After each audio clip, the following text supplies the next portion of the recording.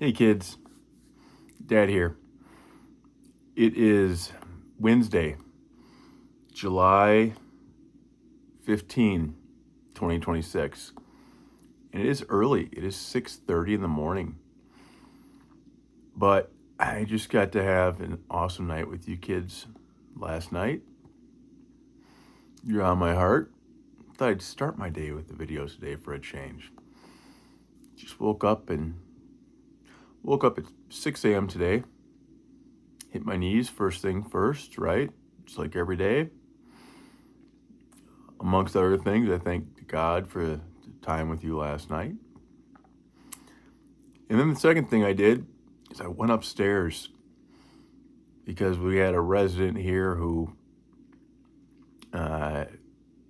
didn't come home last night. And in this world, when a resident disappears for an overnight, tends to be a sign that he's probably making a bad decision. So, as I've come to learn, what do we call it when somebody in recovery makes a bad decision? We call that a Wednesday. We call that a Wednesday in the sober living world. But I could probably go on about how awesome it was to spend time with you kids last night. Goodness knows, maybe I should just do that. But you kids were there. It was the time when I brought the Bravo Zulu walking stick, and you kids all give it some good luck, give it some good juju. So hopefully that'll carry through to the house here, because turns out we've now had 4 guys go down in the past 9 days, I believe it is. 8 or 9 days. So it's been a little summer funk going on here. But again, it's the nature of the beast here. What I'd like to do is talk about, I'd like to start talking about solution. I thought I'd change things up. Thought struck me yesterday, maybe talk about solution. And I've talked before about, several times probably, I don't know, about this magical blue book that somebody introduced me to back on December 17, 2024.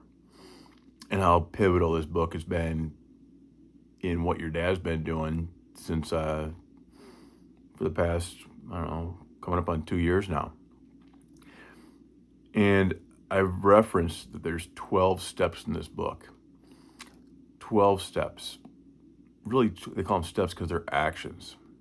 You do them with your feet. It's not just an intellectual exercise. It's not like sitting in a classroom just learning. It's a lot of doing. So I thought I'd take you kids through these 12 steps. Explain to you as best I can what these 12 steps I keep talking about are, because they changed my life. They're the reason that somebody last night went out and yet again made a poor decision, and why they did that, and why I last night got to see you kids. Got to come home, have smiles, have laughs, have joy, sleep like a baby, wake up feeling happy and excited and joyous and free. Loving life, excited to see what God has in store for me today. So the first step of that, though, the very first step that it talks about in this book of the 12, so step 1, the first thing I had to do, I had to admit that I was powerless and that my life had become unmanageable. Admit that I was powerless and my life had become unmanageable. It's a big one. It's a big one. It's the hardest one. It's the one that takes a lot of people a whole lifetime. Some people are never able to make that admission. It's also an interesting one because I really don't have to do anything. I just have to admit something to myself. I need to look at myself and look at the world and say, you know what, Ryan? I don't have the control I thought I did. I don't have control over anybody, anything, people, places, things. I have no control. And even more so, probably the hard part of this one is I have no control over myself. I lack self-control. I'm not good at doing things in moderation. I can't have just one piece of candy. I want two. If something's good, I want more. If something makes me feel good, I want more of it. I have to recognize that. And then the bigger part is I have to recognize that my life has become unmanageable. By December 16, 2024, I hadn't seen you kids in, boy, about a year. I was struggling to maintain a job. I was living alone in that apartment in Egan, and frankly, I did not want to wake up every morning. I went to bed hoping maybe I won't wake up. And I was not smiling, I was not laughing. I did not know what to do. I was 2 weeks away from being homeless because at the end of the month of December, I knew with child support kicking in, I wouldn't be able to afford an apartment anymore. So, was my life unmanageable? Absolutely. I'd gotten to a place in life through my own actions that it was unsustainable. It had not gone according to plan. I had worked really hard for the majority of my life. I had the college degrees, the military experience, the resume. My resume was really good. Yet somehow I'd managed to lose the most important relationships in my life. The one with your mother and the one with you kids. The ability to see you kids every day, to spend time with you. And the divorce trial had just happened, and it did not turn out well.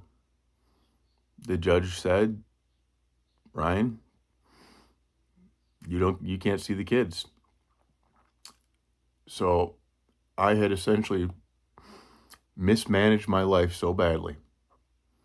I had to recognize that I was fired. I was fired from running my own life. I had screwed it up. If life is a job, Ryan, you are fired. You are no good at managing your life. Look what you've done. Look where you are. You have nothing. You have an empty apartment with nothing and nobody. And every day you're absolutely miserable. So for me, step one, admitting I was powerless, that I had no power, no control. My life was unmanageable. Boy, that one was pretty easy for me. When I read that one, there's a couple pages in the book that talk about it. There's about 3 chapters that talk about it, actually. I read through those 3 chapters, and one of them was a story of a guy.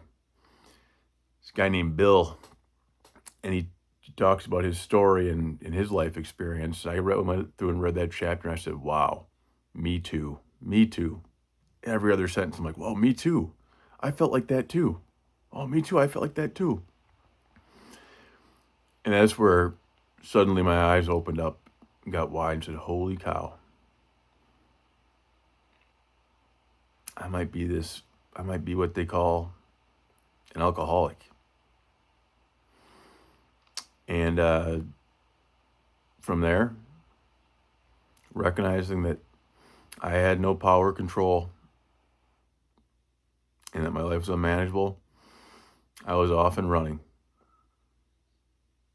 That's step one of the 12-step program that I work. And it's a step that for a lot of people requires a lot of pain and suffering. A lot of people have to go through a lot of misery. Pain can be a good teacher. A friend of mine who's since passed, but a brilliant man, wonderful man, used to say it takes a well-whooped ass. A well-whooped ass. Sometimes you'll hear it called the gift of desperation. But so you get to that point, you get to that breaking point where your life's gotten so painful, so uncomfortable that you have to recognize and admit, I have no control. My life is unmanageable. And another big part of that, step one, is recognizing I need help, right? Because if I'm powerless and my life's unmanageable,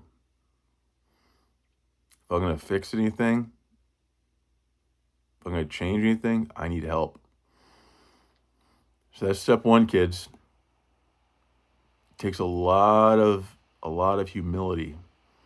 You have to swallow your pride, to raise that white flag and say, I have failed at this game of life. I recognize that on December 17, 2024. The good news, the exciting part though, is that opened the door to 11 more steps. We'll talk about step 2 tomorrow. Love you, kids. Talk soon.